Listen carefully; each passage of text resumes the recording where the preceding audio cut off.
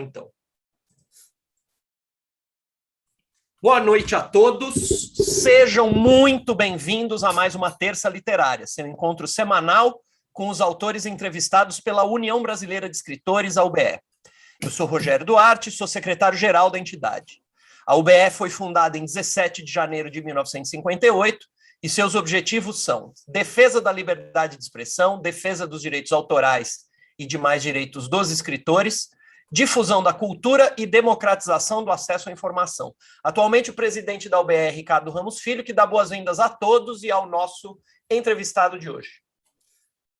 Boa noite, pessoal. É um prazer estar aqui com vocês em mais uma Terça Literária. Bom rever os amigos, bom ver Vanira, bom ver Teuton Farias aqui com a gente, meu primo. É bom estar aqui vendo o Antônio Torres, que está entrando aqui, já ele está conectado. Bom estar aqui em contato com todos os amigos, eu tenho certeza que vai ser vai ter uns momentos aqui hoje dos mais agradáveis, né? Muito legal. Seja bem-vindo, Tom Farias. Boa noite, Ricardo. Obrigado. Ok? Obrigado, Ricardo, meu primo. Vanira, um tchauzinho para Vanira. Tempo que eu não ia, Mariana. Bom, boa noite a todos e todas aqui. Obrigado pelo convite. Obrigado, Tom, por estar conosco. Também está aqui conosco o Ricardo Fernandes, que vai fazer a mediação das perguntas na segunda parte. Ricardo, dá uma boa noite para o pessoal. Boa noite, pessoal. Boa noite, Tom. A gente não consegui falar com você, porque o pessoal fica conversando aí antes da entrevista. Obrigado, Rogério. Obrigado a todo mundo pela presença. Assim que o Ricardo acabar a entrevista, eu vou coordenar as perguntas aqui via o chat do Zoom e o chat do YouTube também. Obrigado, Ricardo. As entrevistas da UBE acontecem às terças-feiras, às 19 horas, como está acontecendo nesse exato momento, via Zoom, com a transmissão pelo YouTube. Todo o nosso acervo também fica disponível no Spotify e no Google Podcasts. No Spotify, vocês também encontram o nosso UBEcast, que é o nosso podcast. Na última edição que está no ar, deve subir uma nova no final dessa semana. Nós homenageamos a escritora Ana Maria Martins, porque nesse ano de 2021 a UBE promoveu um concurso de contos para celebrar a memória de Ana Maria Martins. Os 3 primeiros colocados foram Carla Bessa, Marcos Vinícius Ferreira de Oliveira, Paula Novaes Ferreira Mota Guedes. Lá no nosso podcast a gente tem depoimento dos 3.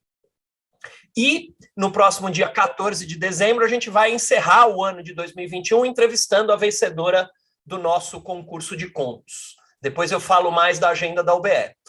Hoje o entrevistado da UBE é Tom Farias. Ele é formado em letras, é jornalista, escritor, crítico literário, ensaísta, dramaturgo e roteirista.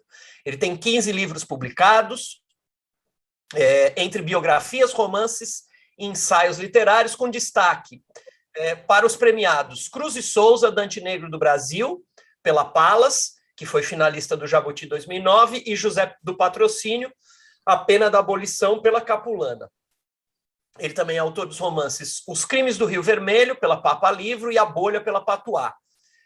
Publicou Carolina, uma biografia, pela editora Malê, que foi finalista do Jabuti de 2019, premiado pela FLUP, e também publicou Escritos Negros, Crítica e Jornalismo Literário. Ele escreve para o Globo, colabora na Folha de São Paulo e na 451. O currículo é extenso, né? Conquistou prêmios da Academia Brasileira de Letras, Câmara Catarinense do Livro, Medalha de Honra ao Mérito do Governo do Estado de Santa Catarina. Na dramaturgia, ele participou do programa Espelho, dirigido pelo Lázaro Ramos. Escreve para cinema, televisão, é consultor do Silvio Beck no cinema e do Walter Negrão na TV. É um dos roteiristas da série Os Libertários da Cultura. É coordenador do Centro de Estudos em História e Literatura Afro-Brasileira da Universidade Zumbi dos Palmares e foi convidado para ser professor na pós em Relações Étnico-Raciais na Cândido Mendes. Nesse momento, ele é embaixador do Instituto ADUS de Apoio aos Refugiados no Brasil e é membro eleito da Academia Carioca de Letras. Obrigado por estar com a gente, Tom. Te falei pelo telefone, estou te dizendo hoje, é uma alegria para a UBE ter você aqui. O seu entrevistador é o Ricardo. Normalmente a gente faz assim, o Ricardo entrevista por cerca de 45, 50 minutos, depois a gente abre para as perguntas do público e quem faz a mediação dessas perguntas é o Ricardo Fernandes. Boa entrevista, Ricardo e Tom. Obrigado, Rogério. Vamos lá. Tom, a gente começa sempre com uma pergunta que é mais ou menos padrão para todo mundo que vem aqui. Você é carioca, nasceu no Rio de Janeiro. Como foi a sua infância? Você foi um menino leitor? Opa! Você falou que só tem só perguntas fáceis, né? Então, já começou aí com uma pergunta difícil. Essa é difícil? Claro. Bom, eu sempre fui um menino curioso, mais que um menino leitor, bem curioso. Me alfabetizei muito cedo, ainda antes de chegar à escola, eu já sabia desenhar letra, juntar palavra, B e A, porque minha mãe tomava conta de uma escola e eu ficava à porta da escola sentado e a professora ensinando beabá, né, para os alunos, e eu ficava desenhando aquilo na areia, enfim, do lado de fora. E o meu pai gostava muito de comprar livros na porta de casa. Meu pai comprava muito livro na porta de casa. E ele faleceu, tinha 10 anos de idade, e eu tive um trauma com a morte do meu pai, que foi uma insônia crônica. Meu pai morreu de úlcera, do duodeno, então ele basicamente se acabou. E eu não conseguia dormir, porque eu imaginava meu pai do meu lado, né? E eu, então, desenvolvi uma insônia muito crônica, e meu recorde de não dormir são 5 dias, meu recorde. Hoje eu fico 2. Isso quando você era menino? Isso quando você era... Isso, 11 anos, por ali, 12. Uhum. E aí hoje eu durmo, se eu ficar 2 dias sem dormir, é tranquilo, não tenho grandes problemas. E eu usei todo esse período para ler. Eu comecei a ler os livros que meu pai comprava. Então, aqui atrás de mim tem essa parte verde, é a coleção do Machado, de 1950 e poucos. Olha que legal, que legal. Então, eu li esses livros aí com menos de 14 anos, menos de 15 anos. Fora a coleção do Lima Barreto, que está aqui também, do lado. Então, eu sabia Ateneu de cor, enfim, né? Sabia quase todos os livros desse período da fase do século XIX de cor. Tanto que eu me formei em literatura e fui fazer especialização em literatura do século XIX. Né? Século XIX. Então, assim, eu cheguei aos 15 anos com uma bagagem de leitura muito grande. Estreiei no jornalismo com 14, para você ter ideia. Então, já cheguei com muita leitura, o que basicamente chocava um pouco em sala de aula. Quando a professora mandava ler um conto do Machado, eu já tinha lido. Né, mais de uma vez. Então, acontecia um pouco sobre isso. Uhum. Ai, que legal, que bacana.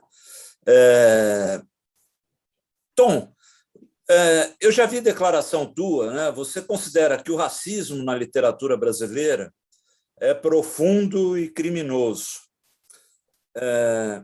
Fala um pouco para a gente sobre isso. Eu acho que vamos começar, vamos chegando, vamos falar um pouco disso, acho que é importante. A sociedade brasileira é fundada na escravidão. Né? Os primeiros escravizados chegaram aqui em 1535. Né? E ali só em 13 de maio de 88 é que decretaram o fim da escravidão. Né? Mas, assim, na nossa prática, você leu aí o Carolina, eu detectei lá em Sacramento, em 2010, uma fazenda sendo fechada por crimes análogos à escravidão, né? Que eu acho que não tem nada de análogo, né? É um crime de escravidão. É igual. É um crime de escravidão. Mas, assim, quer dizer, o mesmo crime que matou George Floyd nos Estados Unidos, aquele joelho que sufocou George Floyd, sufoca também a literatura de um modo geral. Né? Então, você tem uma série de grandes nomes da literatura brasileira E eu tenho dado um curso que são 300 anos de literatura negra no Brasil. Não é o negro na literatura, nem a presença do negro na literatura, é o negro produzindo literatura, que vai lá do Henrique Dias, né, que morreu em 1662, considerado o primeiro negro letrado do Brasil, né, passando por uma série de outros personagens, enfim, de outras expressões da literatura. E aí você tem no século XIX, o que você tem no século XIX? Você tem o criador do romance no Brasil, que é o Teixeira de Souza, em 1843. Você tem ali Gonçalves Dias também. Você mais adiante, você tem a Maria Firmina dos Reis, que é a primeira romancista, né, brasileira e América Latina, América do Sul, uma mulher que negra. pouca gente conhece. 1859, né? Quer dizer, uma produção enorme, né? A Firmina foi ainda poeta, publicou um livro em 1871, um livro de poesia. Então, assim, quer dizer, então você vem num crescendo de homens, vamos chamar de mulatos e pretos, com a grande força intelectual brasileira, né? É muito mais fácil você visualizar homens de grandes valores no século XIX, até mesmo no século XVIII, do que no século XX, com a República, né? Isso é uma coisa muito... Você tem um dos maiores engenheiros brasileiros está no século XIX, é fácil você dizer quem é o maior engenheiro brasileiro, né? O Mozart do Brasil no século XIX era o padre José Maurício Nunes Garcia, né? Quer dizer, o introdutor do carro no Brasil é um homem negro, que é o Patrocínio, né? E o criador de uma escola literária, que é o Cruz de Souza, né? Que é um homem genuinamente negro. Então, é um número tão grande de personalidades no mundo da diplomacia, né? Nós tivemos 4 presidentes com sangue negro no Brasil, né? Então, quer dizer, o último dele foi o Rodrigues Alves, que foi eleito 2 vezes presidente da República no Brasil. Então, assim, você tem uma série de nomes que você não vai conseguir, como se fosse um projeto criminoso da República contra a população negra de um modo geral. Tanto que a lei da vadiagem é de 1891, né? Que aí começa a criminalizar capoeirista, começa a criminalizar pessoas de religião de matriz africana, né? Então, você começa a criminalizar pessoas dentro dessa ordem social. Essa mesma ordem social, ela faz um apagamento grande dos grandes escritores brasileiros, eu falo dos escritores negros brasileiros, e escritoras também, de um modo geral, e vem sufocando a cada vez mais essa população. Tanto que você não tem negros na lista dos mais vendidos, por exemplo, em termos de livro no Brasil. Agora nós temos Itamar Vieira, o Itamar Vieira Júnior, que tem despontado muito, mas, por exemplo, a Conceição Evaristo não está na lista dos mais vendidos no Brasil. Ela é pouco vendida, né? Então, eu acho que a questão do racismo ele passa por essa questão, né? É uma casta social que substitui uma outra casta social.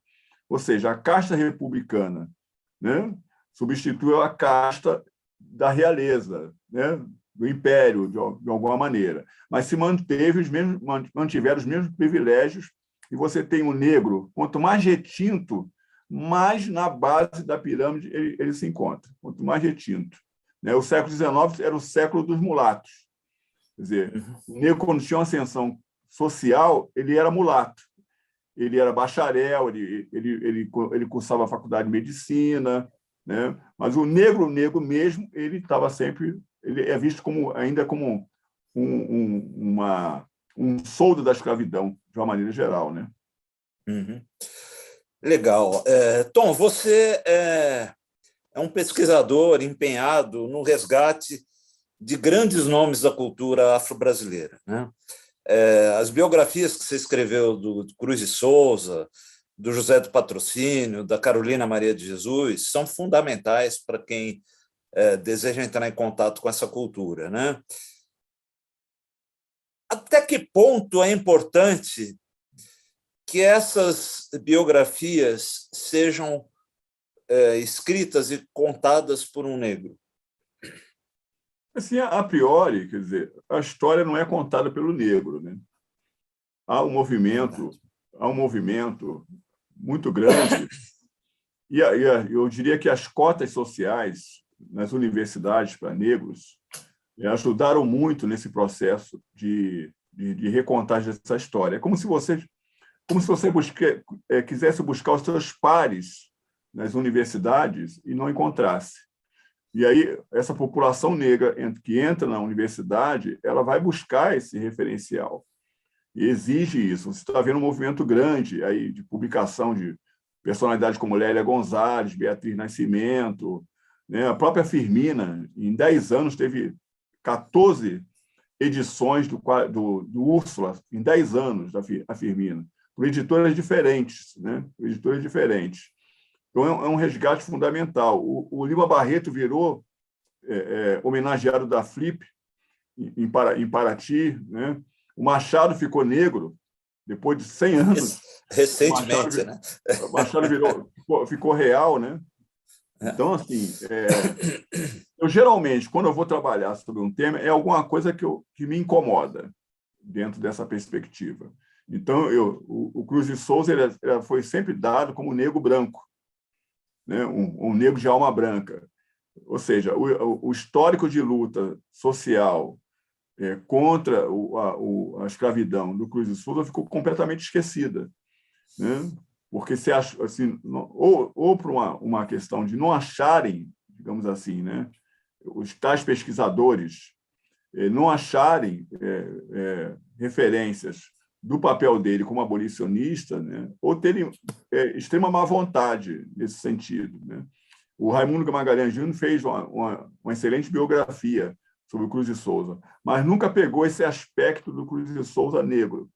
Ele fala sobre isso, mas não traz esses elementos do Cruz de Souza negro. Fala das questões referentes ao racismo que ele enfrentou e tudo isso. Mas a militância do Cruz de Souza, isso ficou por fora. A outra coisa é a valorização da família do Cruz de Souza, porque é a única na história que se percebe onde a família, o pai, que era um pedreiro, não sabia ler nem escrever, enfim, ele conseguiu, de alguma maneira, né, lutar pela educação dos 2 filhos, que era o Cruz de Souza, o João Cruz de Souza e o Norberto da Conceição Souza. Aí há um documento no Arquivo Público de Florianópolis, que está lá desde 1874, que atesta tudo isso. Eu fico perguntando, depois de tantos anos, 100 anos, por que ninguém achou esse documento em Florianópolis? Né? Então, é um documento que está à disposição de qualquer um. Né? Fora isso, quer dizer, toda a produção do Cruz de Souza com relação ao ano anterior da abolição, até 1888, né? Que é uma produção com muita energia, de muito combate à questão da escravidão, não só lá no Sul, em Santa Catarina, onde ele viveu, como também em várias partes do país por onde ele passou, entendeu? Então, a minha indagação foi para tentar recontar essa história do Cruz de Souza e colocá-lo no lugar que ele devido na luta social abolicionista daquele período. O Patrocínio é a mesma coisa. O Patrocínio foi tão grande como abolicionista e ele fica muito referendado ali só no dia 13 de maio. Além de tudo, quer dizer, o Patrocínio foi o proclamador civil da República, né?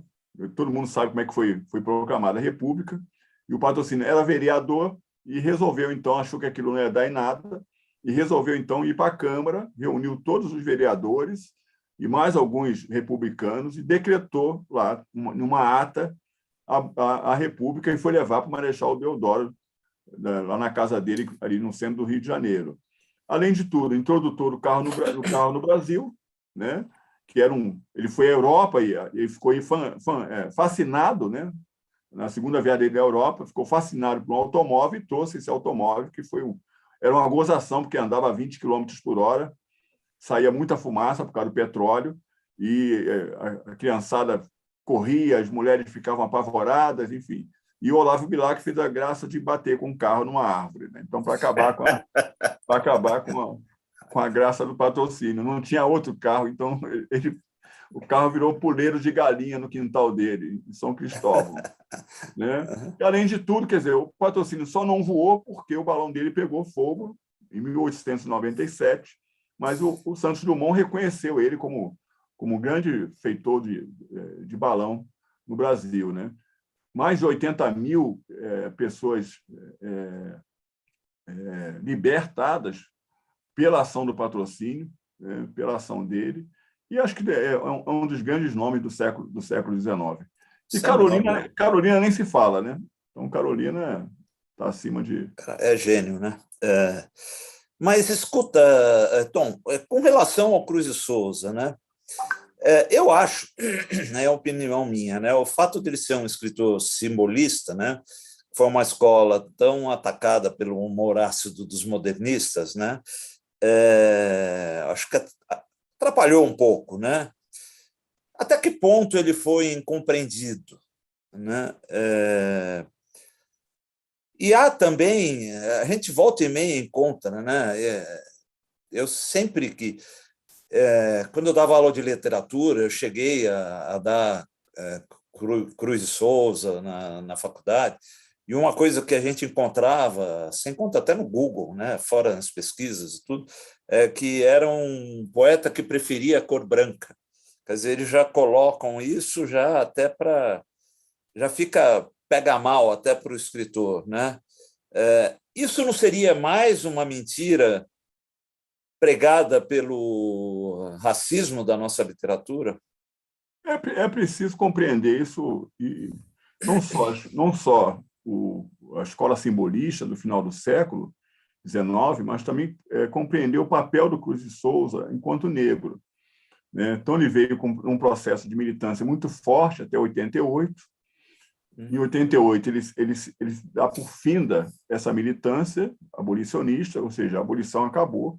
De alguma maneira, ele vem para o Rio de Janeiro e para tentar uma carreira aqui. E é aqui que ele encontra as maiores barreiras no Rio de Janeiro, e aí a questão do preconceito. O emparedado é isso, né? Uma leitura desse preconceito que ele vai encontrar no Rio de Janeiro. E o simbolismo, se você for ver ali, antífona de broquéis, né? Ó, formas alvas, formas claras, de luares, de neves, de neblina. Ó, formas alvas, fluídas, cristalinas, incensos dos turíbulos das aras. E assim por diante. Né? Cruz Souza estava noivo quando fez esse poema, de Gavita. Ele casou com ela em 93, no mesmo ano de publicação dos broquéis. Mas há aí um resquício da língua banto em tudo isso. A cor branca em Cruz de Souza jamais é uma cor ariana, é uma cor que identifica uma espécie, mas sim, lá em Angola, naquela região que hoje é Angola, mas é do antigo Baza-Congo, né, onde vem a origem do Cruz de Souza, o branco lá quer dizer pureza.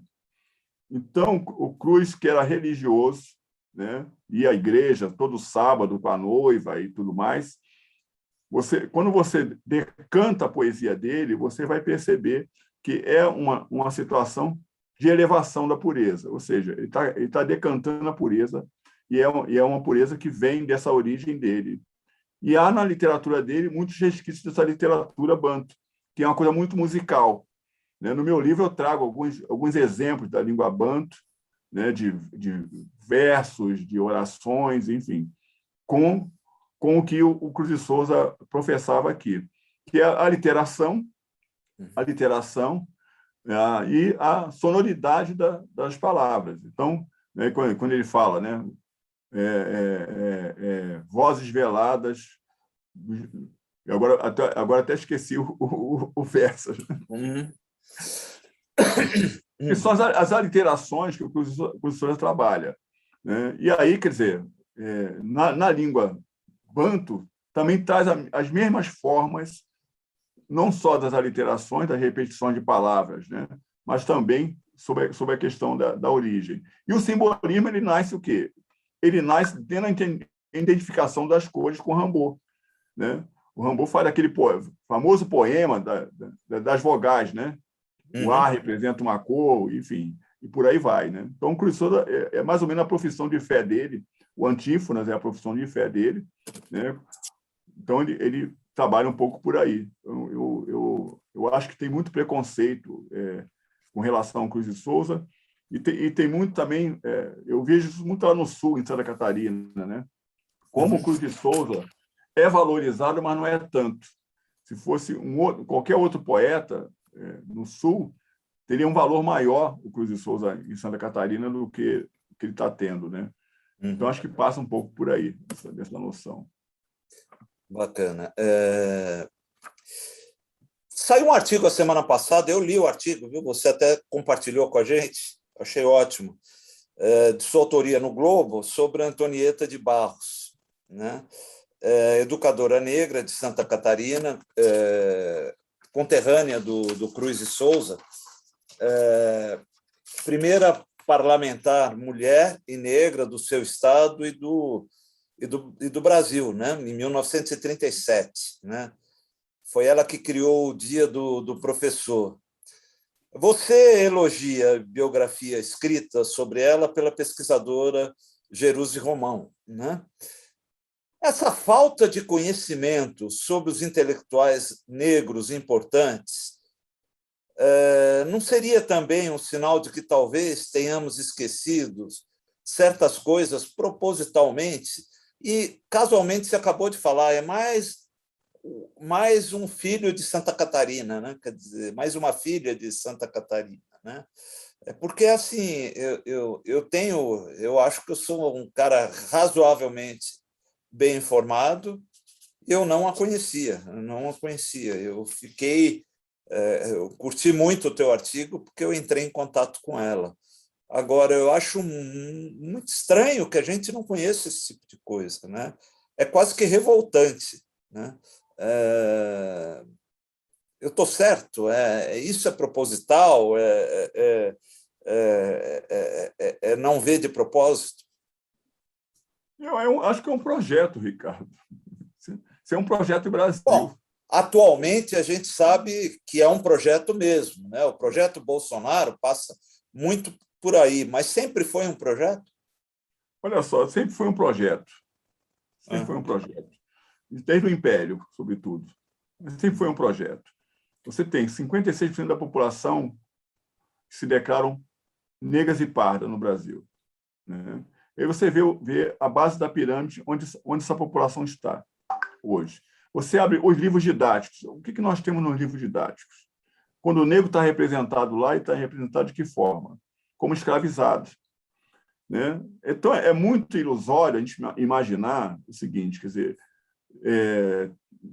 das três universidades, das universidades mais antigas do mundo, 3 ficam na África. No Marrocos tem uma de 1.100 anos, uma universidade de 1.100 anos. Então, é muito maluco a gente imaginar, o Ricardo, que nos navios negreiros não vieram médicos, filósofos, professores, arquitetos. É muito maluco a gente não imaginar isso. É muito maluco que esse país tenha se constituído por negros boçais, sabe? É muito doido você pensar isso. Então, assim, no século XIX, você tinha de cada 10 médicos, 4 eram negros, no século XIX. Cada 10 médicos, 4 eram negros, né? Então, quando você... Pois sim. Então, quando você vê essa referência, você pode imaginar o seguinte, quer dizer, só pode ser um projeto de apagamento, de extermínio, né, dessa população. Porque, senão, 100 anos depois da República, 130 anos depois da abolição da escravatura, nós estaríamos em outro patamar. Qual é esse patamar? Né? É ter uma presença do negro no legislativo, por exemplo, ter uma presença do negro, né, nos meios de produção. Você conhece algum negro banqueiro no Brasil? Né? Os Estados Unidos tem mais de 100 negros banqueiros nos Estados Unidos. Então, assim, nós não estamos no meio de produção, não estamos dominando esse meio de produção, né? No século XIX, você tinha de cada 10 jornais, 5 eram de negros. 5 jornais eram de negros. Estou falando de grandes jornais, não estou falando de pequenos jornais, né? Que seria hoje a Folha de São Paulo, o Globo e tal, né? O Patrocínio era dono de uma grande empresa jornalística naquele período. Ele e outros, né, fundaram nesse sentido.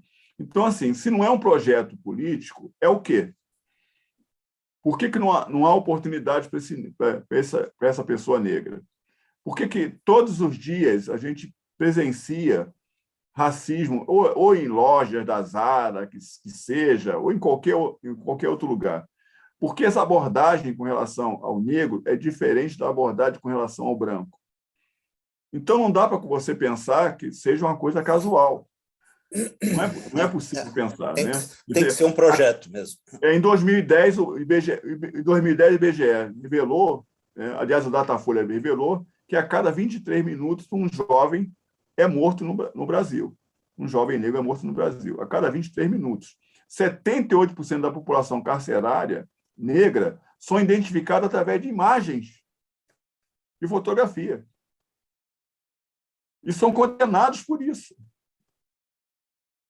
Então, assim, é preciso a gente imaginar um país. Como é que a gente vai imaginar esse país? É uma revolução que vai funcionar? Vai ter que ser um outro Haiti aqui para cortar a cabeça de quem quer que seja? Né? Ou cada um de nós vamos ter que ter uma atitude, né? Não só dizer que é antirracista, mas ter uma atitude antirracista. Né? Como é que você pode imaginar, né, que você chega na tua empresa, todos os funcionários são brancos, nos cargos de gerência, RH, direção, e o cargo do negro está lá na portaria, está na faxina. Não deve ter, não está normal isso. E nós vivemos ainda esse processo de anormalidade muito grande. Então, assim, quando a gente pensa nisso, é preciso olhar, de uma forma geral, o que esse Brasil ainda mantém. É uma manutenção do racismo, porque o racismo ele é muito lucrativo para essa população dominante. Né? Você dominar isso é aquilo que o Milton Santos falava sobre a questão da urbanidade. Né? A cidade era desenhada de uma maneira, né, a excluir pessoas. Eu estava falando outro dia sobre os livros da Carolina publicados pela Companhia das Letras. Né? A Companhia das Letras é um projeto tão grande que não vai levar a Carolina para a população dela. Né? Qual é a pessoa que vai lá no Instituto Moreira Salles, em São Paulo, visitar a Carolina? Estou falando uma pessoa de uma comunidade.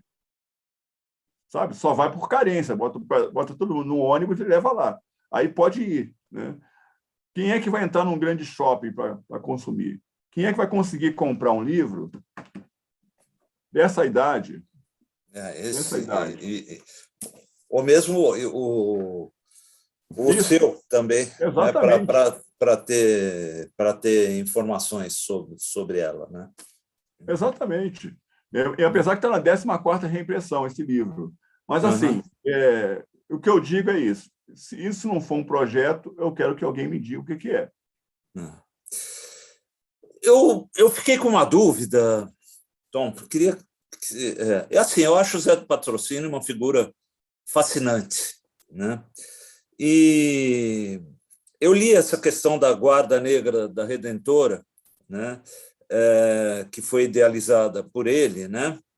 Formada por negros e ex-escravos, né?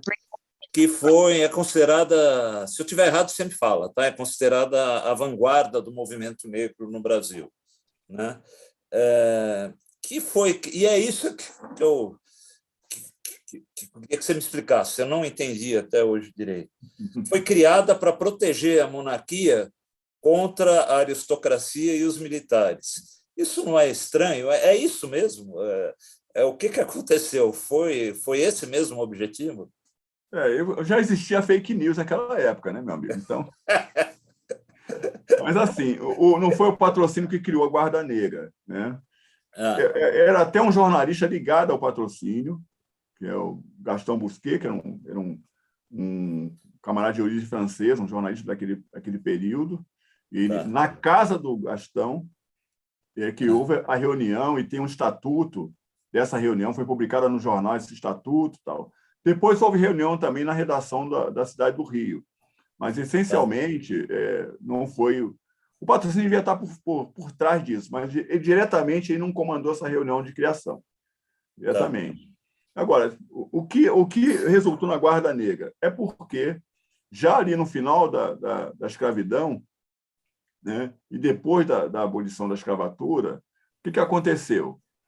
Havia um monte de boatos de que haveria um golpe militar para instituir a República e que a República restauraria a escravidão. Então, esses foram os boatos que surgiram naquela época. E aí, quer dizer, negros organizados, sobretudo em instituições religiosas, Santa Efigênia, Rosário, um monte delas, né, junto com os intelectuais negros, aí, Patrocínio, Rebouças, né, que eram os mentores e financiadores de diversos movimentos sociais negros naquela época, criaram, então, a Guarda Negra, que não foi um movimento pequeno, não, se espalhou para diversas cidades brasileiras, a Guarda Sim. Negra. E debelavam, assim, caiu em luta mesmo com os republicanos. O Silva Jardim conta algumas histórias de capoeirista, de navalhada, enfim. E eles quebravam mesmo e acabavam com muitas reuniões republicanas. Até vem daí uma ideia de que a República logo reprimiu os capoeiristas. Muitos deles foram banidos para regiões como Acre, essas regiões amazônicas, colocados em navios. Todo mundo que ficava ali no centro da cidade do Rio de Janeiro, sobretudo, né, nos grandes centros, eram aprisionados e colocados em navios e banidos. Quem se rebelava era morto no meio do caminho, jogado no mar. Então, há relatos sobre isso, há cartas publicadas nos jornais falando dessas atrocidades todas. Então, assim, a Guarda Negra teve um pouco desse propósito e foi uma coisa, às vezes, bastante sanguinária. E muitos capoeiristas foram cooptados, né, para brigar com os outros capoeiristas, né? Então, tipo, as chamadas milícias, né, que a polícia da época. Então, muitos capoeiristas foram contratados para poder servir enfrentar, porque ninguém conseguia enfrentar aquela turma, não. A turma era braba. Que legal, que bacana. Bom, em Carolina, vamos para Carolina, né? Tá demorando. Em Carolina, uma biografia que eu já mostrei algumas vezes, mas mostro de novo. É a biografia que o Tom escreveu sobre a Carolina Maria de Jesus, está aqui na minha mão, quem quiser ver. Eu fortemente recomendo. É uma delícia de ler, adorei ler, muito legal, gostei muito, né? E lendo a Carolina, vendo aumentar dentro de mim cada vez mais o carinho por essa figura complexa que foi a Carolina, eu me lembrei do Ivan de Cavalcante Proença, que foi um dos caras que afirmaram e que brigaram, dizendo que o texto da Carolina Maria de Jesus não é, principalmente o que está no Quarto de Despejo, não é literatura. Como responder a esse cara, Tom? Como a gente... porque eu acho que isso é mais um mal, é mais uma coisa que faz mal. É claro que a Carolina hoje, muito pelos esforços até do próprio movimento negro, né, está sendo muito mais bem considerada do que já foi, né, como escritora, né, e ainda bem, ela merece. Eu acho o texto dela fantástico. Mas como defender esse texto dessas acusações? Acho que primeiro tem que deslocar a Carolina, sabe, dessa imagem de analfabeta ou semi-analfabeta. É preciso deslocar sempre precede, né, o nome dela. Ou favelada. Né? A favelada, a semi-analfabeta. Isso é aquele lugar da marginalidade que a gente estava falando um pouco aqui, que eu estava citando o Milton Santos, nosso geógrafo, né? Milton Santos. Então, quando você já coloca nesse lugar, a pessoa já está numa servidão ali, está naquele quarto de despejo. É favelada, quer dizer, qual é o valor que tem uma favelada? Qual é o valor que tem uma analfabeta num país de tantos acadêmicos e bacharéis, né? Nenhum. Então, acho que se a gente gira a Carolina desse processo, fica mais interessante a gente começar a enxergar a literatura dela por outro viés. E o que é escrever certo no Brasil? Quem é que estabeleceu escrever certo no Brasil? A elite. A elite estabeleceu escrever certo no Brasil. Né? Então, passa um pouco por aí. Muito agente da academia, né? Muito nós da academia, né? Também. Então, você fala academia, os centros universitários, né? É isso. Produção de saber, é isso que eu estou dizendo. Mas no dia que o Ivan Proença, que, aliás, votou em mim na academia agora, né? Para a minha eleição. Ele parece que é um cara decente, né? É um cara que tem uma militância muito forte na área de esquerda, né? Sobretudo na época da ditadura, perseguido, enfim, protegeu muitos estudantes. Muito estudante não foi morto por causa dele. É bom que se diga também, né? Então, assim, mas no dia que ele falou isso, eu estava na primeira fila. Essa mesa, onde havia o outro lado, a Elisa Lucinda. Que ele falou, não, ele pegou um livro da Carolina... Deve ter tomado muita porrada, né? Muita. Não, a Elisa só não voou no pescoço do Ivan porque ela estava distante dele, mas assim... Então ele pegou um livro da Carolina e disse, olha, isso aqui é legal, mas não é literatura. Aí a Elisa foi perguntar para ele o que era literatura e tal. Aí falou, mas não, literatura é isso, é aquilo, deu exemplo de literatura. Inclusive, você, Elisa Lucino, não é poeta, porque poesia que bota a música não é poesia, é música. Bom, aí você já imaginou o que aconteceu, né? Posso avaliar. O que aconteceu.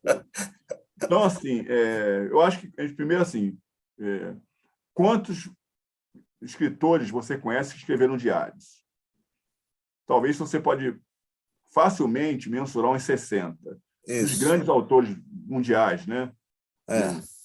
Sei lá, Albert Camus, Anne Frank. São os que me vêm à cabeça, assim. É muito. Aqui, Lúcio Cardoso, até Getúlio Vargas escreveu diário e foi para a Academia Brasileira de Letras. Mas parece que pesa sobre a Carolina, né? Não o que ela escreveu no diário, mas sim a condição social dela. Mãe solteira, negra, mulher favelada, pobre e de pouca escolaridade. Então, isso pesa antes de qualquer avaliação literária da Carolina. Pesa antes. Então, por que o Quarto de Despejo fez tanto sucesso? Porque havia ali uma curiosidade muito grande e o Quarto de Despejo foi muito bem montado, digamos assim, né? Muito bem construído no seu projeto, vamos dizer assim, né? De concepção de livro, um projeto gráfico, com toda uma estrutura de marketing por trás, ali muito habilidosamente organizada pelo Aldário Dantas e pela livraria Francisco Alves. Então, quer dizer, eu acho que tem um pouco por aí. Mas, além disso, quer dizer, não é sucesso por sucesso. Era porque era um livro bem escrito. A Carolina tinha um referencial de mais de 20 anos praticando literatura, assim, produzindo literatura. Ela publicou nos anos 40, né? Ela não era novata, né? Não era novata. Não era novata. Ela fazia isso todos os dias, que é a nossa prática de escritores, né? Eu leio e escrevo todos os dias. Então, a Carolina fazia isso todos os dias. Não é esporadicamente que você escreve. Não é, vamos dizer aqui, né? Ninguém fica esperando a aspiração bater a porta, tocar a campainha, né? Ninguém fica esperando fazer isso. Então, a Carolina tinha essa prática. Então, quer dizer, acho que junta isso aí você tem no Quarto de Despejo não só a questão, né, da estrutura da linguagem, que ela sabe colocar muito bem, depois da riqueza da linguagem dela. Né? Eu me lembro que minha avó falava igual a Carolina, educação, essas coisas todas. Menino, tem educação, né? Minha avó dizia isso para mim. Minha avó, com 80 e poucos anos, falava um pouco sobre isso. E eu estou pesquisando agora um negócio na Carolina, que é muito, muito interessante, que é, primeiro, a dicção mineira da Carolina. ela traz uma dicção. Ela usa muito pouco reflexivo, né? Faz essa dicção mineira. E depois, eu acho que a Carolina também está trazendo, e é um estudo muito recente ainda, uma dicção africana, vinda do avô Benedito José da Silva. Que é uma figura extraordinária, né? Uma figura extraordinária. Então, eu acho que ela traz essas duas dicções e aí constrói uma linguagem completamente nova, um discurso narrativo completamente novo, que espanta toda essa caixa de escritores, aí, todo mundo que está encastelado nessa área, e que se vê muito incomodado. Quer dizer, você imaginar uma mulher que vendia, viu, Renato Muniz? Uma mulher que vendia 2.500 livros por dia no Brasil. Alguém conhece alguém que vende 2.000, a não ser Paulo Coelho? Eu nunca vi, isso está no teu livro, eu nunca vi um lançamento de livro que vende 600 livros num lançamento. Isso não tem no Brasil, eu acho que é o recorde dos recordes. Nunca ninguém vendeu 600 livros num lançamento. Isso era uma prática de todos os lançamentos da Carolina. Né? Na Argentina, por exemplo, tem um ranking, agora escrevi uma matéria para o Jornal Globo sobre o acervo do Audálio Dantas, Carolina, que vai sair domingo no Globo, e o ranking de vendagem da Carolina, Tchecoslováquia, assim, 45 dias, 15 mil livros. Entendeu? 3 edições no Japão. Como é que o Japão tem tanto interesse em favela, rapaz? Né? Fora a Argentina, 23 mil livros na Argentina. É muita coisa que hoje dá uma ordem de mais de 4 milhões de livros que a Carolina tenha vendido no mundo. Foi best-seller em 11 países. Ou seja, não pode ser só uma coisa da cabeça do Audálio Dantas, Quarto Despejo, né? É da genialidade da Carolina. Como narradora, sabia narrar muito bem fatos comuns do dia a dia. Né? Com muito lirismo, né? Eu acho a linguagem dela é muito lírica. Não, a Carolina tem antropologia, tem filosofia, tem fabulação, tem poética. Ela consegue, inclusive, ali, dentro da antropologia, dialogar com Gilberto Freire lá atrás, né? De Casa Grande, Senzala, consegue dialogar com Sérgio Buarque de Holanda Ferreira, lá do Raízes do Brasil. Ela vem dialogando com esse pessoal e transforma isso numa grande mensagem para o Brasil que está atual até hoje. Né? A fome continua sendo amarela, a violência, favelização no Brasil é uma coisa espantosa. São Paulo, você vai no centro de São Paulo, é um espanto. Aquilo parece um parque, né? É uma tristeza imensa, né? É uma coisa muito triste. Né? Você já falou algumas vezes, agora eu quero finalmente tocar no assunto Audálio Dantas. Tá?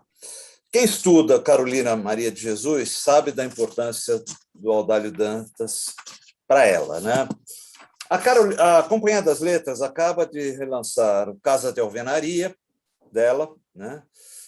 E no prefácio que escreveram para a nova edição, a escritora Conceição Evaristo, a professora Vera Eunice de Jesus, que é filha da Carolina, sugerem que o motivo principal para continuar a escrever os diários foi uma imposição do jornalista que se opunha à publicação de textos de outros gêneros que ela produzira.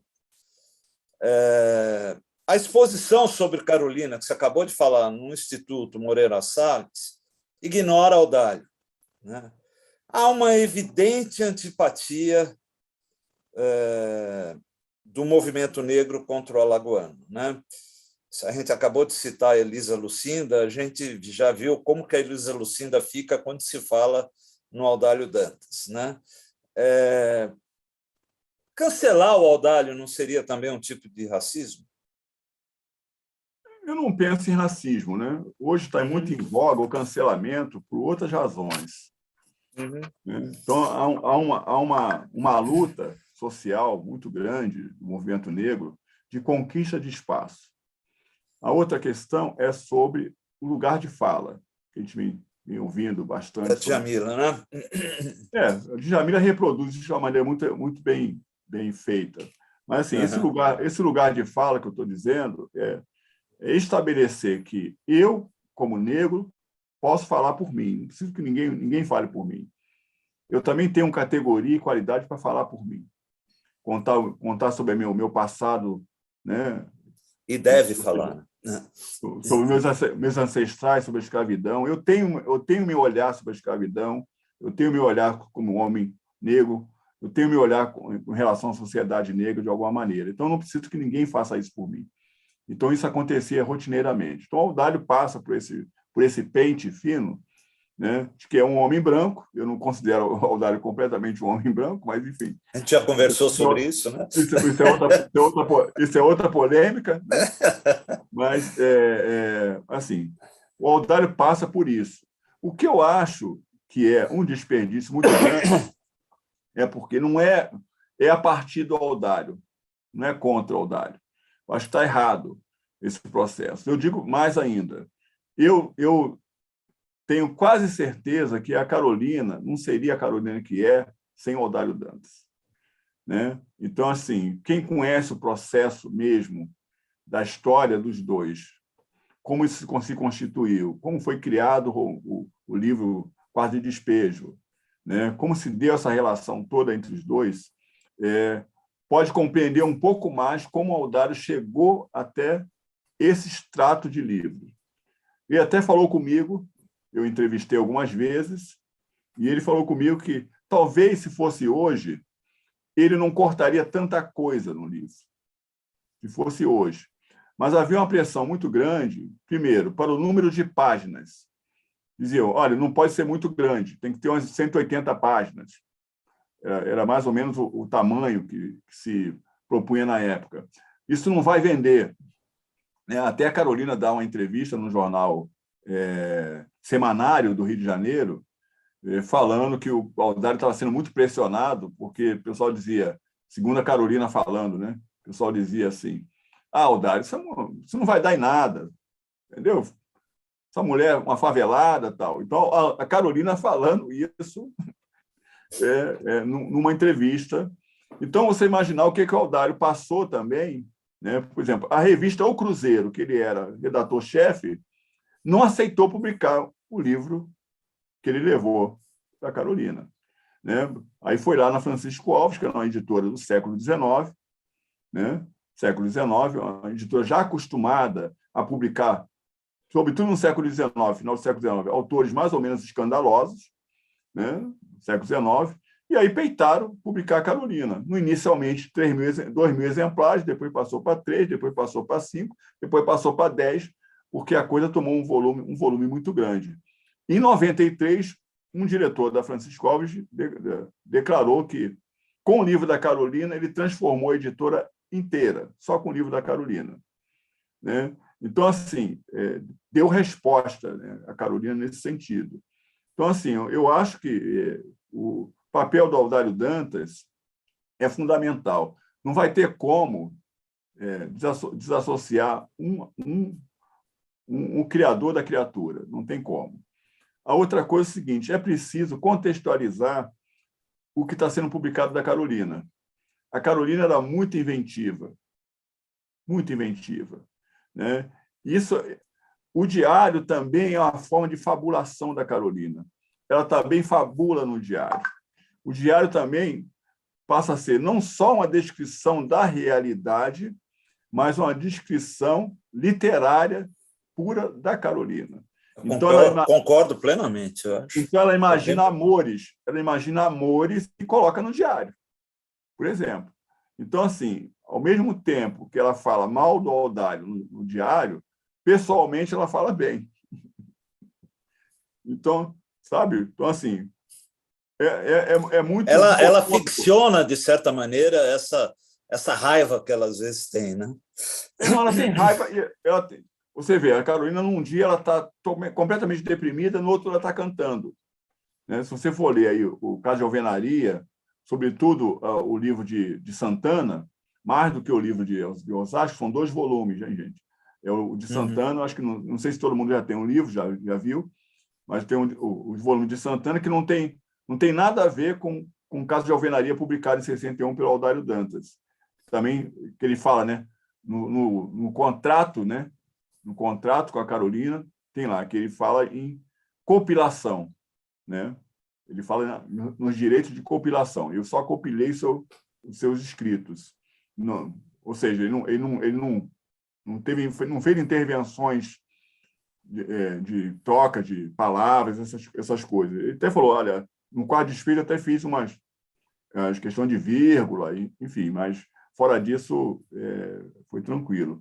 Mas eu acho que é uma luta desnecessária, é uma luta vã, essa luta de querer polarizar o Audálio para a Carolina. A Carolina nunca foi uma mulher, vamos dizer assim, né, fragilizada, né, porque estou falando fragilizada no sentido da ingenuidade dela, né? Mesmo na favela do Canindé, a Carolina era uma pessoa altamente política, sabia exatamente o que queria. Ela lia para boa, né? Lia. Não é questão da leitura, é questão da liderança, né? Quem exerce liderança não é uma pessoa ingênua, né? A Carolina é considerada a prefeita da favela. Então, isso quer dizer o quê? Todo mundo que chegava na favela, qualquer assunto que estava na favela, era levado para a Carolina, né? Ou seja, ela decidia, ela falava ela desapartava a briga de marido, ela emprestava dinheiro, mesmo dura, ela emprestava dinheiro, né? E aí então essas questões da ingenuidade, né? Essa questão da vítima, de colocar a Carolina, que é uma polarização, né? É preta e um branco, né? Então faz uma polarização que combina muito bem, uma preta favelada e um branco da classe média, digamos assim, né? E Carolina mangava muito assim, né? Caçoava muito do Audálio porque ela tinha mais dinheiro do que ele, né? Então... É verdade, é verdade. Tom, hoje eu avancei muito. Olha, tem que ser sincero, eu cortei um monte de perguntas aqui. Eu tinha mais coisa para te perguntar, mas daqui a pouco o Ricardo Assunção me bate em mim, o Rogério já está me olhando feio. Eu tenho que abrir para os outros perguntarem também. Mas foi uma delícia, cara. Eu não vi o tempo passar, foi muito legal. Gostei demais de conversar com você. Obrigado. O pessoal não sabe que nós somos primos, né? Mas, enfim. Mas eu acho que agora que o pessoal está vendo nós dois assim, os traços familiares são mais fáceis de notar e tudo, né? Verdade. Você ainda não está com o cabelo branco, tudo. Eu já... tem um processo assim que eu tomo a pílula, né?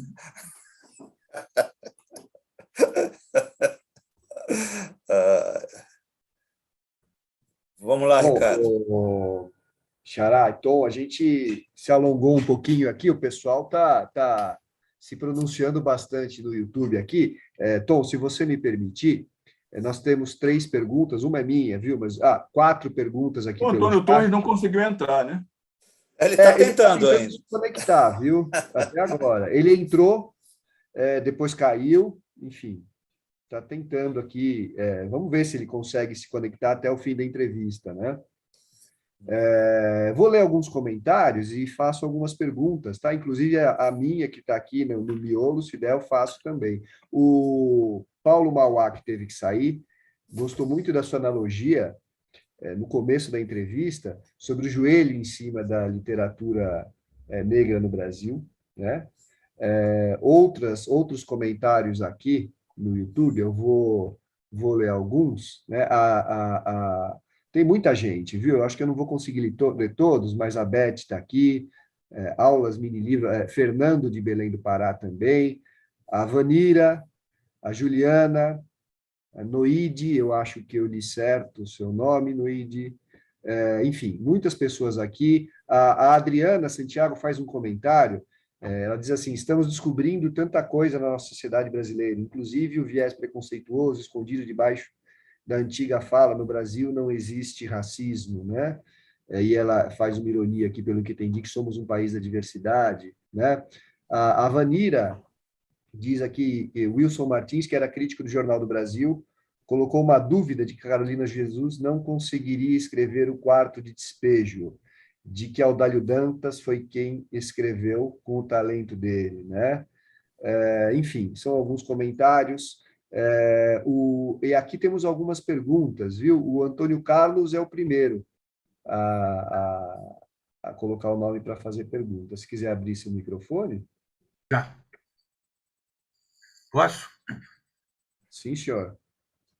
Tom Farias, eu estou surpreso e parabéns por tudo que você disse. Obrigado. Encantado. Deixa eu te falar, a questão negra me envolve por toda a minha vida, por motivos afetivos, parentescos e tudo mais. E ainda assim, você me trouxe uma série de coisas sobre as quais eu não tinha nem informação e não tinha nem pensado. Então, percebi assim esse bendito racismo estrutural, né? Que de repente está até em mim ainda, né? Por tudo o que eu tenho de convivência com negros, afetos e leituras. Então, eu queria saber de você o que você acha da obra da Ângela Alonso, que tem se debruçado sobre o abolicionismo, né? E que é o que eu tenho gostado muito. E há uns 40 anos atrás, aqui na UBE, eu convivi com o Paulo Colina, cuja morte eu lastimo até hoje. Você conhece o Paulo Colina, poeta? Conheci. E também com Oswaldo Camargo. Eu estava com Oswaldo Camargo ainda há pouco. Ah, ele está bom? Está bem, com 83 anos, firme e Pois forte. é. E engolindo uns sapos duros de engolir, né? É que eu e o Colina íamos à casa do Oswaldo Camargo comer o famoso cuscuz paulista, feito pela mulher do Camargo. E hoje estava falando para ele, cara, eu estou com saudade daquele cuscuz paulista lá, que você falou, esse aí você não vai comer mais, porque viúvo, né? Ficou viúvo, não vai comer mais. E ele ficava muito irritado, porque quando eu chegava à casa dele, a mulher dele ficava toda nervosa, tal, para fazer o tal cuscuz paulista. Você tem que vir aqui em casa todos os dias, porque eu peço esse cuscuz paulista, ela não faz. Mas sabe que você vem aqui e já começa essa movimentação toda do cuscuz paulista. Então, e da Ângela Alonso, o que você me diz? Eu conheço pouca coisa dela, né? Com relação a ela, inclusive, acho que tem um trabalho sobre o próprio patrocínio, Ângela Alonso. Ela tem uma biografia do Joaquim Nabuco também, mas ela tem um livro, que agora está me fugindo o nome, onde ela estuda diversos abolicionistas, né? E que é um livro muito rico. Aliás, foi a última leitura do Antônio Cândido, que amou o livro. Ele mesmo me disse isso, né? E eu queria a sua opinião. Acho que vale a pena dar uma olhada na Ângela Alonso, apesar de branca. A relação não é ser branco, mas a relação é um papel social que cada um tem na sociedade. O que você assume na sociedade? Né? Ela é do SEBRAP. Então, assim, não estou aqui fazendo, digamos, apologia a negro eu sei disso, eu sei que não. Não é esse o papel, mas é que a sociedade precisa primeiro se reconhecer como sociedade brasileira, né? É impossível você imaginar que existe uma população, né? A pandemia agora mostrou isso com tanta força, de forma tão escandalizada, né? A pandemia, você tem 12 milhões de mulheres negras no país desempregadas, porque eram empregadas domésticas, não voltaram para os seus trabalhos, né? 19 milhões voltaram a cozinhar a lenha, porque não conseguem nem comprar o botijão de gás.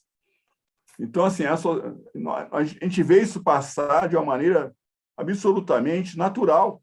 Naturalizou o crime, sabe? Naturalizou o racismo. As pessoas fazem racismo de qualquer maneira, em qualquer lugar, publicamente, sem cerimônia com relação a isso. Não tem vergonha. Então, nós precisamos, quando a gente pergunta, né, como é que a gente elegeu um governo desse, né? Eu sou contra esse governo. Então, quem for todos aqui somos. Ainda bem, então posso falar à vontade. Então, assim, imagina na nossa cabeça como é que a gente elege um governo desse, né? Porque até a Folha, quando diz que de tanto a tanto não se passava fome no Brasil, ela não fala que o governo era do PT. Não fala, verdade. Foi muito criticada com isso, né? Mas, assim, Então, é preciso a gente repensar esse país para chegar em algum lugar. Senão a gente não vai chegar a lugar nenhum. Porque o racismo ele faz mal para o negro, mas faz mal para o branco também. Lógico. Né? O racismo é um problema social, não é um problema do negro, é um problema social. O Brasil tem que se entender, aceitar diferenças, né? E oportunizar, porque o que acontece é o seguinte, quer dizer, eu agora estou morando em São Paulo, moro aqui em Santo André, um bairro chamado Parque das Nações, e não tem preto aqui. Não tem preto aqui. Até os catadores de rua são orientais. Outro dia eu encontrei uma mulher loira, nova, catando papel na rua. Eu falei, vou fazer uma selfie com ela, porque deve ser uma coisa... No Rio de Janeiro isso é tão comum, né?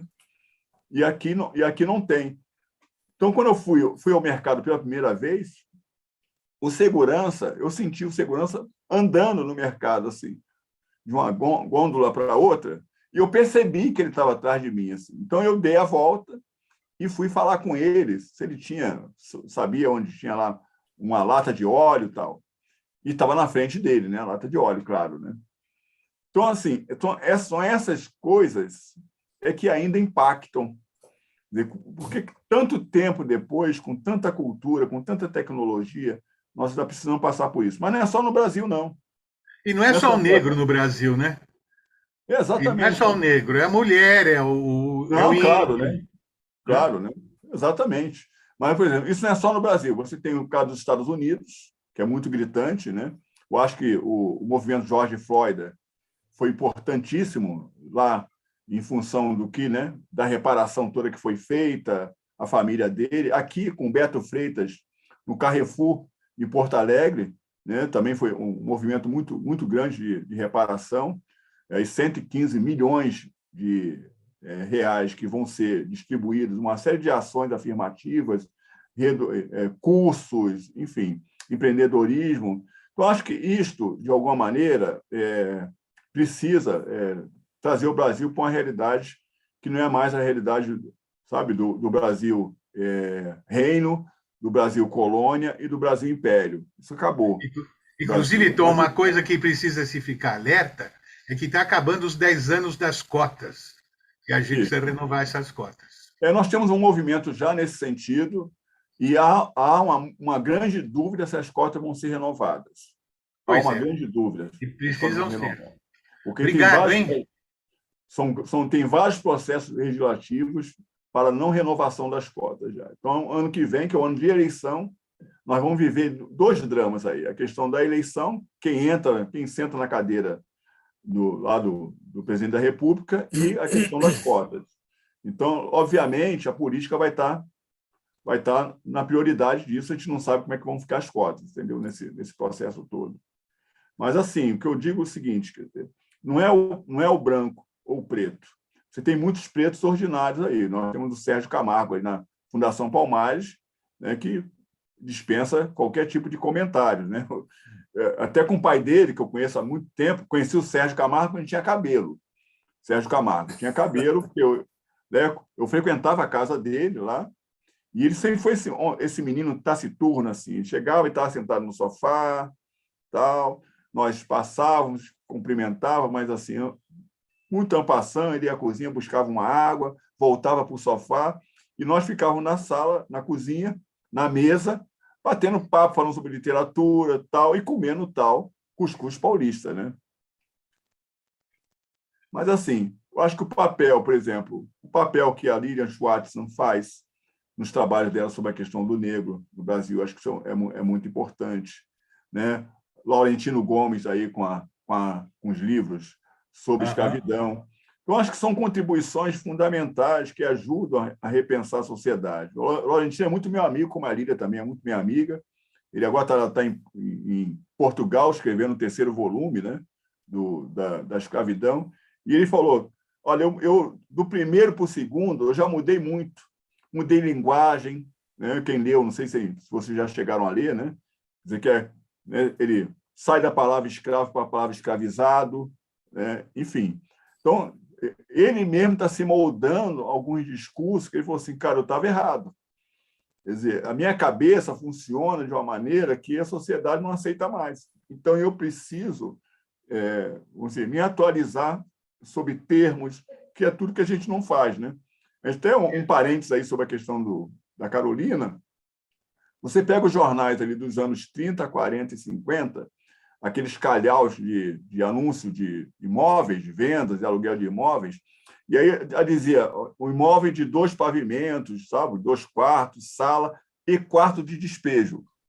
Então, os anúncios trazem essa rubrica de quarto de despejo para as casas que estavam sendo vendidas ou alugadas naquele período, né?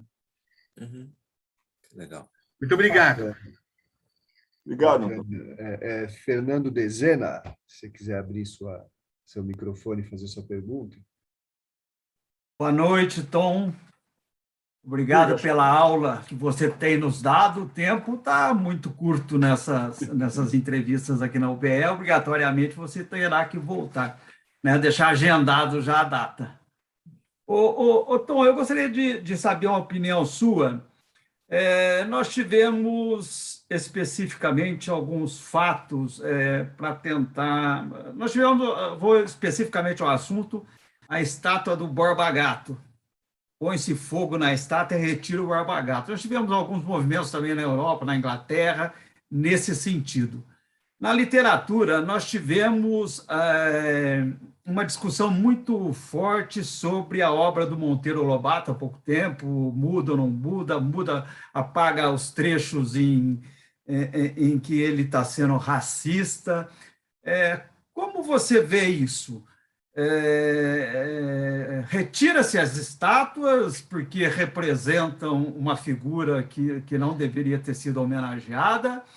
Não, as estátuas não têm nada a ver com a literatura preserva-se a literatura do jeito que está, do jeito que se escreveu, e explica-se o seu conteúdo. De que forma você vê esse movimento? Eu não acho que tem que tirar estátuas, mas eu acho que tem que dar paridade de estátuas. Né? Você vê a estátua lá do Luiz Gama, no Largo do Arouche, um homem que representou tanto o Brasil do século XIX, na luta republicana, na luta anti-escravista, né? Enquanto você tem do Borba Gato, que era um escravista, né? Não só de negros, mas também de índios, né? Um explorador do Brasil, basicamente tido como sanguinário brasileiro, quer dizer, foi perdoado, né? Porque era até um marginal na época, foi perdoado porque achou jazidas de ouro, né? Na verdade, nem foi ele que achou, né? Foi um mulato que achou essa jazida de ouro. Mas, enfim, eu acho que tem que ter paridade. Não pode ser... se você for contar quantas estátuas simbólicas que representam figuras negras em São Paulo e quantas representam de brancos, é uma coisa descomunal. É só você ver os nomes de ruas, por exemplo. Né? Quantos nomes de rua representam negros no Brasil? Então, isso também dá esse equilíbrio do poder, né? Ou seja, quem é que manda? Quem é que está no poder? Quando a gente está falando dos Estados Unidos, quando acontece alguma coisa nos Estados Unidos, a promotoria chama para a mesa. Olha, eu quero esse processo na minha mesa. Só que a promotoria é negra. Ou é homem ou é mulher. Então é muito fácil. Quando ela manda chamar a mesa, porque é negra. Ela vai saber tratar daquele assunto. Você viu o processo tão rápido, né, do George Floyd, voltando a falar nele aqui, nesse sentido. A mesma coisa a literatura do Monteiro Lobato. Eu acho que não tem que modificar a literatura do Monteiro Lobato. Não vai modificar o Monteiro Lobato, trocando palavras. Né? A sobrinha neta dele queria colocar que a Anastácia era amiga da Dona Benta. Não tem sentido. Não tem sentido. Ela não é Monteiro Lobato para poder modificar a literatura dele. O que você pode fazer é contextualizar. Dentro da obra dele, contextualizar isso. Sei lá, fazer uma edição comentada para se referir. Porque eu acho que você tem que colocar o Monteiro Lobato no lugar dele. Ele é eugenista, ele é racista e é eugenista. Não vai mudar a personalidade do Monteiro Lobato. Né? Agora, não adianta mexer na obra, né? Eu acho que não funciona mexer em obra nenhuma. tanto do Monteiro Lobato, teve aquela polêmica, a publicação, né, da obra sobre Hitler, né? O Hitler é nazista, que não é. Mas, assim, não tem nada a ver você não publicar a obra dele em função disso. Então, eu penso a mesma coisa do Monteiro Lobato. E o Monteiro Lobato é tão doido, né? Porque ele foi um dos primeiros a escrever sobre a Maria Firmina dos Reis e fez um elogio muito rasgado ao Graça Aranha. O Graça Aranha que apresentou a obra da Firmina para o Monteiro Lobato. Ele adorou o Úrsula e falou muito bem do Úrsula. Nos anos 20, do século XX, o que ele fez com Lima Barreto? Além de editar o Lima Barreto, né, a quem ele nunca conheceu pessoalmente, mas incentivava que outras pessoas o fizessem, com grandes elogios, mesmo Lima Barreto internado lá, naquela segunda internação dele no hospício de alienados do Rio de Janeiro. Então, assim, é uma figura completamente distópica, né? Se a gente for comparar essa realidade. Então, acho assim, quer dizer, você vai ter público para o Monteiro Lobato racista e você vai ter público Monteiro Lobato não racista, ou seja, vão ter pessoas que vão continuar, né, batendo firme sobre a questão racial em Monteiro Lobato. E vão ter outros que vão acatar aquilo com a maior naturalidade, porque está acostumado a ter empregada preta em casa, né, nas condições, até há pouco tempo, né, a família da Ivete Sangalo pegou Covid, era culpa da empregada, da Ivete Sangalo. É culpa da empregada. Quer dizer, em plena pandemia, a empregada estava trabalhando, mas não pode passar Covid para ninguém, né? Imagina, quer dizer, a empregada não deve ir de carro para casa, deve ir de ônibus, deve ir de condução. Então, assim, são essas incongruências sociais, viu, Dezena, que eu acho que pesam com relação a essas duas coisas. E aí você viu a repressão ao rapaz que botou fogo na estátua do Borba Gato. Até a família do Borba Gato, né? Até a família do Borba Gato apareceu para pedir punição ao sujeito, né? Então, é bem estranho esse processo. Parabéns pela obra, obrigado pela resposta. Valeu, Dezena, obrigado. Tá?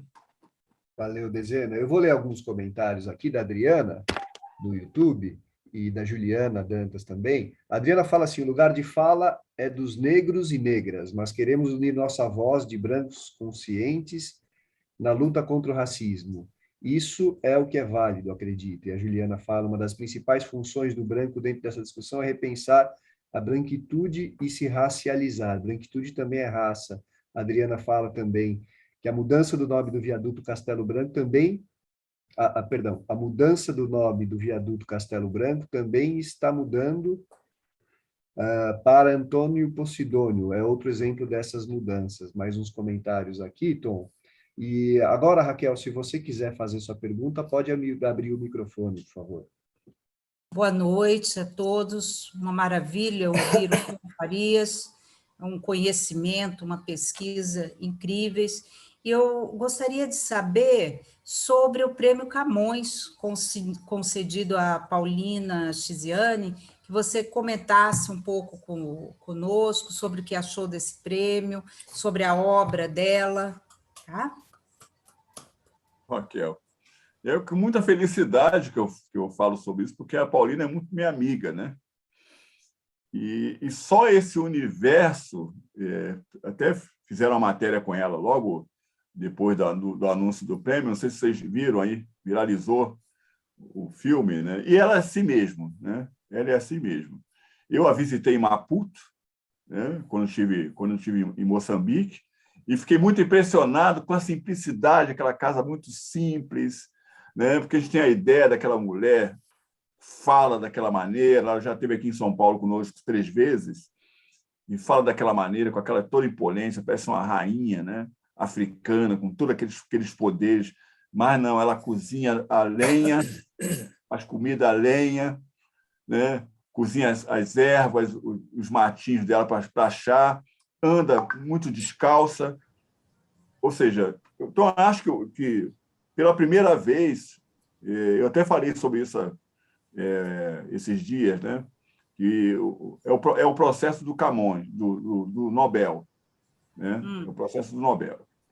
Eu acho que, pela primeira vez, esses prêmios se voltam para aqueles que exatamente criam e precisam, né? Você tem um grupo muito grande de pensadores, de escritores, com grande produção, mas que precisam sobreviver da literatura, enquanto outros já estão num patamar muito grande e geralmente recebem esses prêmios e, entre aspas, não precisariam do dinheiro do prêmio em si, né?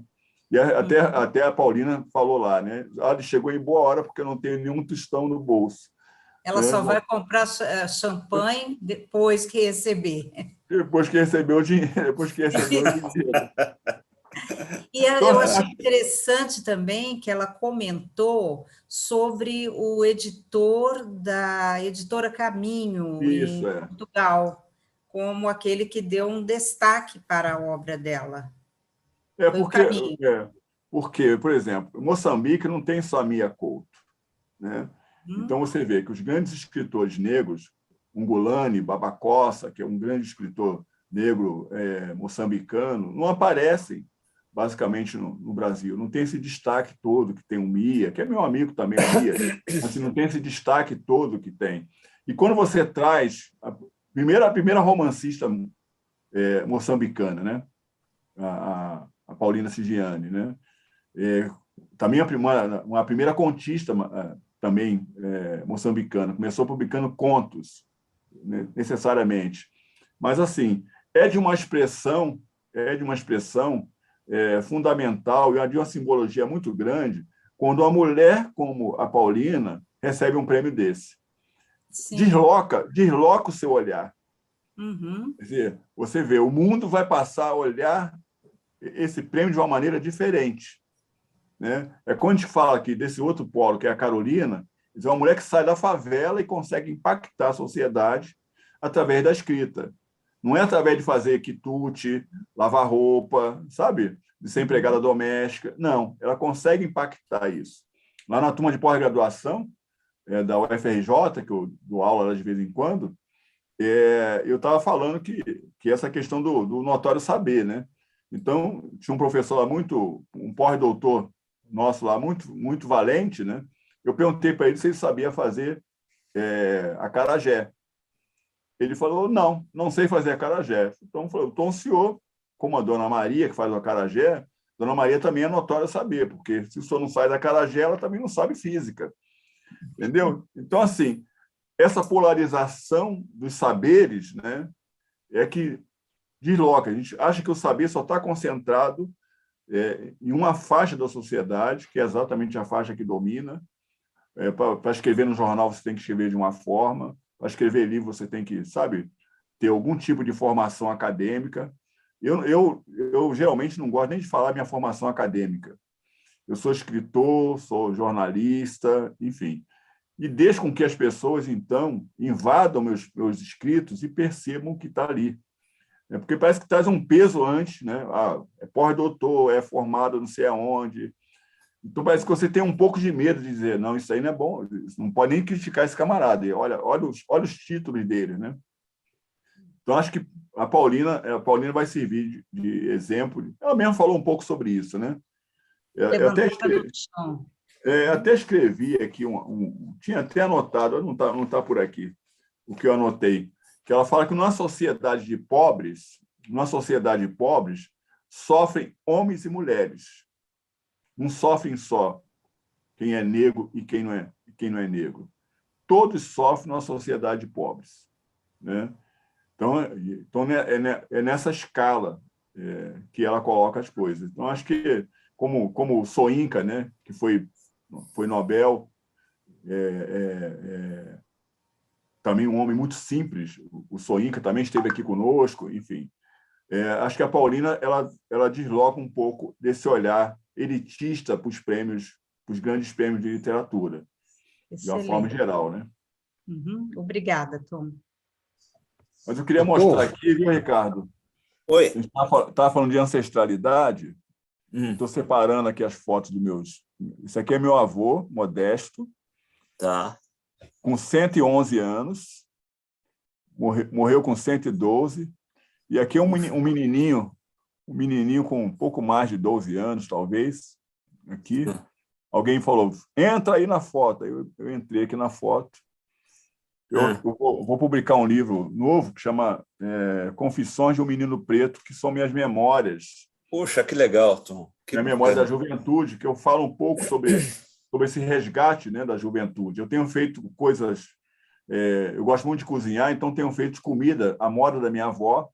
Minha avó gostava de comer à mão, então toda a comida da minha avó tinha farinha. E ela fazia aqueles bolinhos de farinha. Para poder fazer E botar, e ela dava para o meu avô. Eu ficava imaginando, tantos anos de casado, ainda tinham ali afeto entre eles. Né? Ela dava comida na boca do meu avô e tal. Que coisa bonita. E tenho feito comida à moda da minha mãe também. Outro dia eu fiz uma polenta mole com molho de carne, que ela gostava muito de comer, polenta mole. Eu gosto de cozinhar também, Tom. Isso é coisa da nossa família, né? Família é assim. De a gente cozinhar. Tom, Rogério, dá tempo de eu fazer uma pergunta ou a gente já está em cima da... Estamos em cima, mas faz a tua pergunta. Faz a tua pergunta. Não, Tom, acho que tem até a ver com a pergunta da Raquel, Tom. Porque é o seguinte, você comentou com a exposição lá no Moreira Salles, da Carolina Maria de Jesus, né? A Pauline acabou de ganhar o Prêmio Camões, o Prêmio Nobel também, né? Só que, assim, o que eu vejo é que a própria exposição da Carolina Maria de Jesus, né? Como você disse, ela fica restrita a um universo que nem todo mundo pode pegar, e muito pelo poder aquisitivo das pessoas, né? Que não estão no espaço e não podem se deslocar. Aí você vê o autor do Prêmio Nobel, parece que a companhia já comprou os direitos, esse livro vai ser vendido, sei lá quanto, R$60, R$70. Você vê o próprio livro da Carolina de Jesus que a companhia fez, está R$50, R$60. Essa questão, né, e talvez, eu não sei se alguém já comprou o direito do livro da Paulínia, mas provavelmente não vai sair barato se for nessa mesma toada. Você não acha que isso é uma forma de, esse preço do livro, essa falta de possibilidade de uma pessoa que tem menor poder aquisitivo adquirir também uma obra de tamanha importância, não é uma coisa excludente também? Se a gente não poderia fazer um projeto para mudar isso, tanto na questão da distribuição, como na própria questão do preço? Já tem um governo que quer taxar livro, né? Então você imagina o resto, né? Mas, assim, o livro é muito caro para as condições sociais da população brasileira. E eu falo não só da população negra, né? Mas há também um outro ingrediente nisso tudo, que é o incentivo à leitura, né? Então, a questão da promoção da leitura é algo que deveria ser um projeto nacional. Deveria ocupar horários da televisão, das grandes TVs brasileiras, essa ocupação da leitura. E você tem muito mal os jornais, aí a Folha sábado, o Globo também no sábado, né? O Estadão, todo mundo restringe muito a divulgação de livros. E geralmente tem um apadrinhamento ali, né? O que é da Folha, o que é da Companhia das Letras, o que é da Todavia. Ou seja, as grandes editoras ainda dominam esse mercado de divulgação dos livros. Quando eu divulguei o livro você estava falando, né, da Antonieta de Barros, primeiro que é uma biografia muito bem escrita sobre Antonieta de Barros, né? Agora, é uma editora Cais do Sul, muito confinada no Sul, essa editora. Então, assim, eu tenho feito um trabalho já, os Escritos Negros são isso, são 30 anos de atividade de crítica literária nos jornais, os Escritos Negros, publicado esse ano pela Malê. Mas, assim, de furar essa brecha, independente do poder das editoras, poder divulgar o bom trabalho. Então, acho que passa um pouco por aí. Mas os livros são muito caros, ou seja, a população entre, né, comprar botijão de gás, comprar o arroz, que custa 5 quilos, R$30, vai comprar o botijão de gás e vai comprar o arroz. Nós tivemos agora, há pouco tempo, aí a Sandra está aí, e a Raquel, né, também está por aqui, foi a questão lá dos absorventes das mulheres, né? Do absorvente. Aí você, quando discute essa questão do absorvente, né? Ou seja, né, o fornecimento de absorvente para uma população que não pode comprar absorvente, então você fica imaginando o seguinte, como é que fica a fralda de uma criança? Se a mulher não pode comprar absorvente, ela vai comprar fralda de uma criança? Então, são duas populações que acabam ficando marginalizadas, precarizadas em termos de saúde, né? Então, acho que perpassa um pouco essa questão toda, e o livro pesa muito, porque aí você tem toda a educação é baseada em quê? Em livros, né? Seja no livro didático, seja no livro de iniciação da literatura, aqueles clássicos todos que a gente aprende, né? Desde os primeiros anos, né? do ensino básico. Mas, quer dizer, é bem maluco. Estava falando da questão da exposição da Carolina.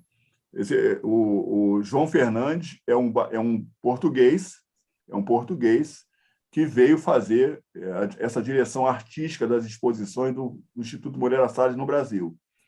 Ele que é o mentor da exposição da Carolina.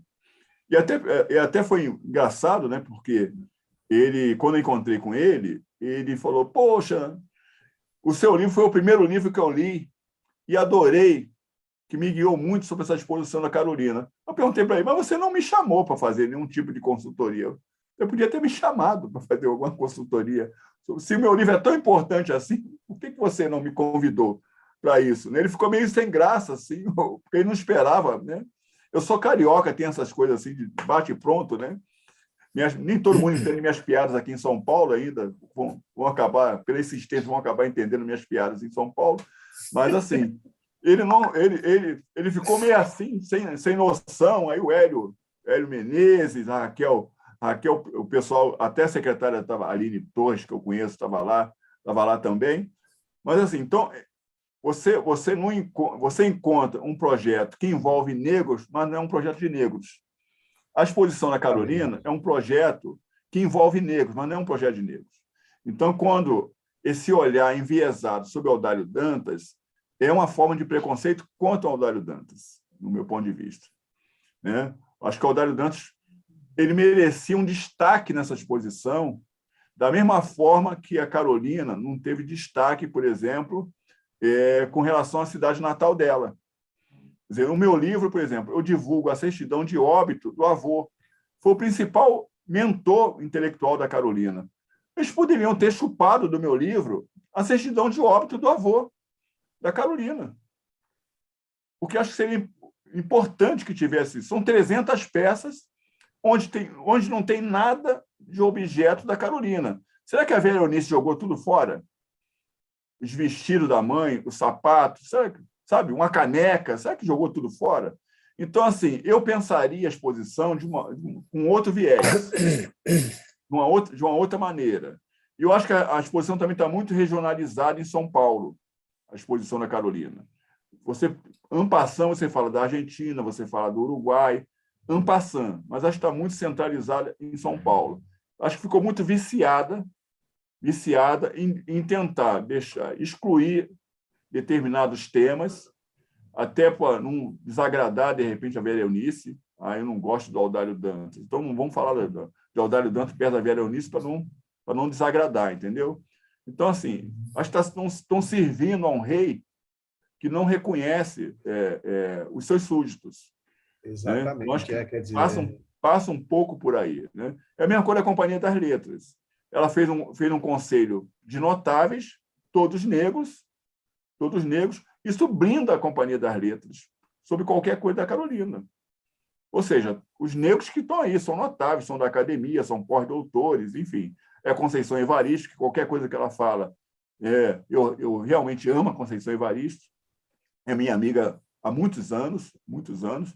Mas, assim, o que ela fala está falado. Ela deu entrevista agora, há pouco tempo, né? Eu não sei se vocês viram, né, que ela fala dessa questão, né, do deslocamento desse olhar sobre a linguagem da Carolina, que isso prejudica a ascensão da Carolina como intelectual, e realmente prejudica. Agora, também, esse olhar projetado, sabe, em dizer que o Audálio Dantas era um filho da puta, porque ele cortou trecho do diário, ele podia ter publicado na íntegra no ano 60? Tem certeza que ele podia ter publicado na íntegra no ano 60? Então, assim, é preciso deslocar o tempo. Isso não vai fazer de você melhor ou pior. Por exemplo, né? Então, na época da escravidão, o camarada tinha escravizado, mas ele não pode ter escravizado no século XX. Tem que ser diferente. Então, E assim, colocar a Carolina como uma pessoa explorada pelo Audálio é colocar a Carolina numa posição inferior também. Quer dizer, ela não era uma idiota, era uma pessoa inteligente, uma pessoa que não se deixaria explorar. Eu acho que a Carolina era muito esperta por uma pessoa, digamos assim, tão básica como ela, né? Tão favelada como ela, tão analfabeta como ela. Ela estava muito à frente do tempo dela, e eu acho que ela passou foi a perna no Audálio Dantas. Eu penso nisso. Eu acho que foi bem o contrário, né? Eu li algumas cartas inéditas dela para o Audálio, e é um documento ainda que a gente vai fazer revelação daqui a pouco, mas, assim, como ela era ardilosa ali em pressionar o Audálio sobre dinheiro, assim, era constante. Todas as cartas da Carolina só falavam em dinheiro, ela falava sempre da mesma coisa. Então, assim, eu acho que foi o contrário. Eu acho que a Carolina que passou a perna no Audálio, né? E aí o Audálio não suportou, ele falou: vou sair fora, senão essa mulher vai me conseguir. Obrigado, Tom, pela resposta. Rogério, acho que... Tom, a gente se despede aqui normalmente da seguinte maneira: a gente divulga os próximos entrevistados, aí na ordem se despedem Ricardo Fernandes, Ricardo Ramos Filho, você e eu fecho. Pode ser assim? A live é sua mesmo, você que sabe. Então, obrigado. Então, já que é minha, estamos aí, então, com os próximos entrevistados. Então, a gente tem, na semana que vem, a gente tem o feriado, dia 9 de novembro, a gente entrevista a Vanessa Vaz Couto, dia 16 de novembro, Dalila Teles Veras. A novidade vem agora.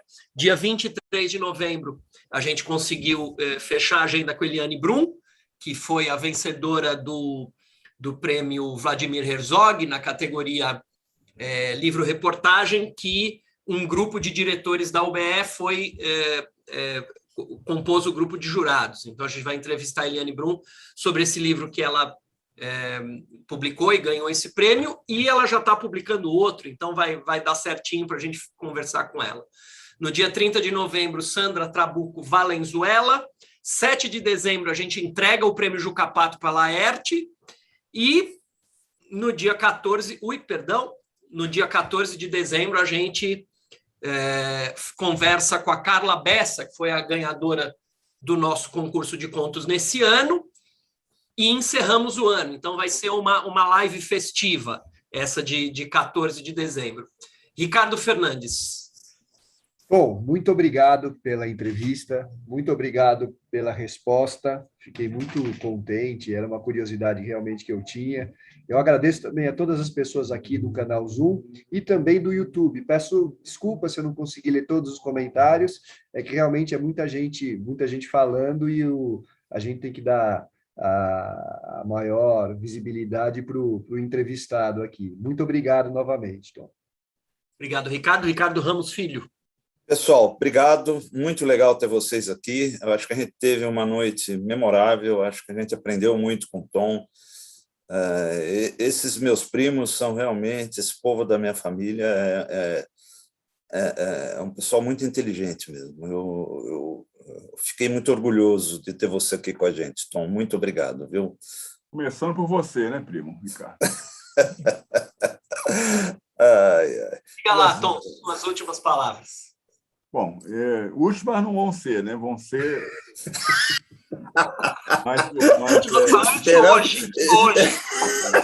Eu falei que o Rogério não gostou de mim. Eu falei.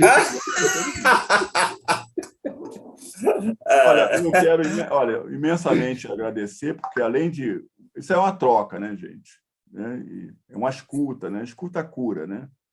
Então, acho que essa escuta que é mais importante. E o respeito, né? Ninguém precisa concordar com o que eu falo, mas acho que o respeito vem em primeiro lugar. Acho que o Brasil vai caminhar bem quando a gente aprender a respeitar a opinião alheia.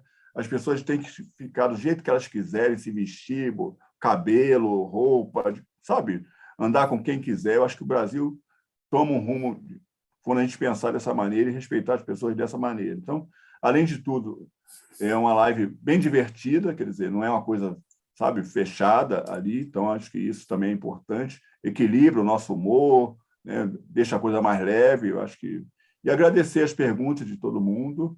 Gostei também muito de estar aqui com vocês. E queria só dar um anúncio que no dia 3 de novembro eu tomo posse na Academia Carioca de Letras, está todo mundo convidado à posse. Vai ser uma posse virtual, em função da pandemia, e a gente vai fazer uma posse presencial em março, lá no Rio de Janeiro. Enfim, então, era isso. Obrigadíssimo e até a próxima. Bom, nós é que agradecemos, já te falei pela mensagem, volto a dizer, foi uma honra para nós receber você aqui. Desculpa pelas últimas palavras. Mas quero dizer em nome da UBE que a UBE é sua casa, pode contar conosco, você é sempre bem-vindo aqui. Muito obrigado pela entrevista e boa noite a todos. A gente se vê não na semana que vem, que é feriado, daqui a 15 dias. Um abraço. Boa noite. Tchau, gente.